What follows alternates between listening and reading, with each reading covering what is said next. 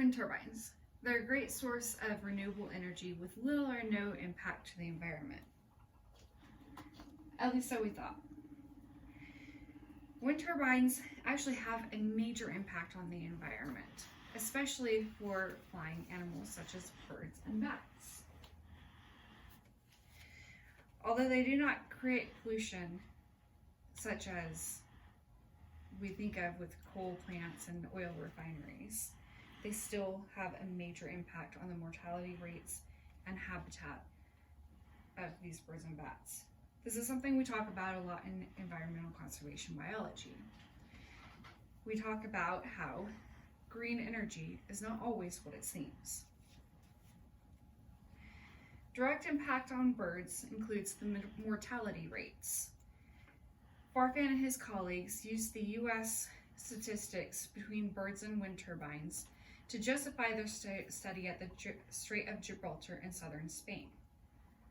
They found that 100 million to 1 billion birds are involved in fatality impacts with windmills every year.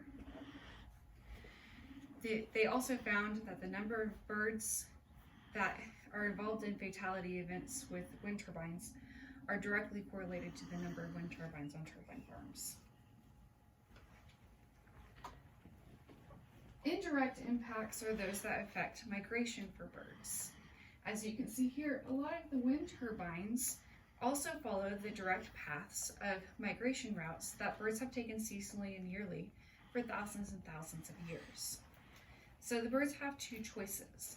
They can go through the wind farms, increasing the likelihood of fatality impacts, or they can choose to redirect their routes.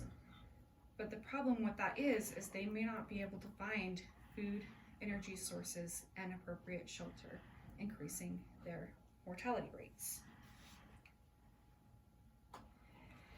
And as affected as birds are by wind turbines, bats are even more so affected. Wind turbines are the leading cause of fatalities in bats. This has to do a lot with alteration of their habitat. As you can see by the middle picture here, this is what we would call an edge habitat. It's typically where two ecosystems join together, typically a wooded area and a grassland area. These areas are created when we clear out the area for wind turbine construction.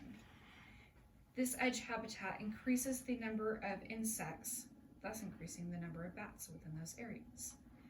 The lights on the wind turbines also attract the insects and bats. So what can we do to help this?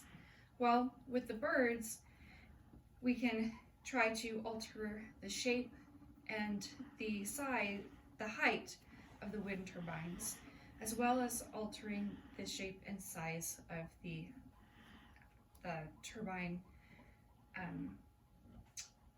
blades themselves. As for the bats, Welling and his colleagues did a study and found that we can simply slow down the rate or stop the wind turbines at peak times of the day, namely at dawn and dusk when the bats are out hunting. It's as simple as that. The wind turbines, the speed that they're at right now, go too fast for the bats to be able to find their echolocation and to avoid them. We all know why we should care about the birds, but why should we care about the bats? According to the U.S. National Park Service, bats are the leading pollinators and seed dispersal for our agriculture. They also economically save us $3.7 billion per year in natural pest control. So, we should be doing environmental impact assessments before we decide to put these renewable sources down. We should be doing more studies on the size, shape, height, and speed of these renewable resources. We need to restructure how we think about renewable resources, because as much as we would like for them to be the solution to the world energy crisis, They also have a major hand in destroying it.